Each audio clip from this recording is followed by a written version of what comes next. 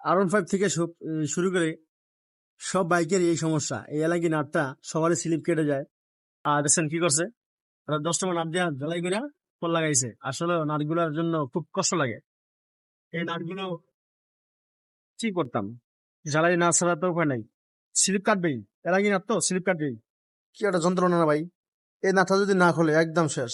কি না, দিই দাও দি বাইকের তো কথা টাইট তো দেওয়া না, এটা কি টাইট দেওয়া দিয়ে না, সিরে দেবো একদম। এই নাটটা দেখে না ঠাস করে সিরে দেবো। ওই যে ঘুরে যায়, দেখছেন ঘুরে যায়, যে ঘুরে যায় কিন্তু ভাই মহা মুশকিল।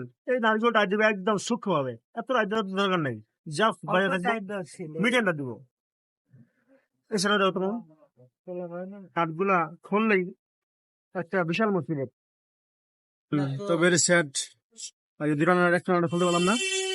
এখন তাকে লেদে নিয়ে খুলতে দিব, এছাড়া কোনো অপশন নাই। তা এখন এখন লেদে পাঠানোর জন্য আবার আমার চাপাই দিচ্ছি ব্রেকফাস্টটা, কেননা না হলে লাভ নাই। আর ওনার খুব অবস্থা খারাপ ব্রেকফাস্টের। এই সমস্যার জন্য আমার মনে হয় কয়েকশো আমি ব্রেকফাস্ট বেচতে পারি নাই, এই সমস্যা এই নাটের জন্য আর কি। এই নাটটা এমন একটা বাজে নাট দিছে কোম্পানি, আর কি বলতাম আর কি, বদনাম করে লাভ নাই। কিন্তু নাটগুলো খুব বাজে, নাটগুলো আপনার এত বাজে, অরিজিনাল জন্ম দিয়ে ধরলে কি অবস্থা স্লিপ কাটে। আর দেখছেন কি করছে আগেবার, বাই সেম টু ইউ আবার করতে হবে আপনাকে। ওই নাটটাও খুলতে হবে, এটাও খুলতে হবে। এটা খুলে বলবেন যে এরকম একটা মাথা ওটার সাথে জ্বালাই করে লাগা দেয়, জাস্ট কোন রকম যে সুন্দর করে লেস্টে খোলানো যায়।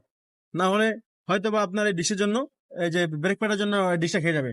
দেখছেন কি সমস্যা, এরকম সমস্যা না হয়। নেক্সট যে আমরা যদি কোনো মিস্ত্রি আমার ভিডিও দেখেন, অবশ্যই এই নাটগুলো মিডিয়াম টাইট দিবেন, বেশিটা দিলে সমস্যা, অনেকে খুলতে পারে না, তার জন্য কাস্টমার হয়রানি। Thank you so much. একদম বাজে করছে ইয়ামা কোম্পানি এই কাজটা। বাইকটার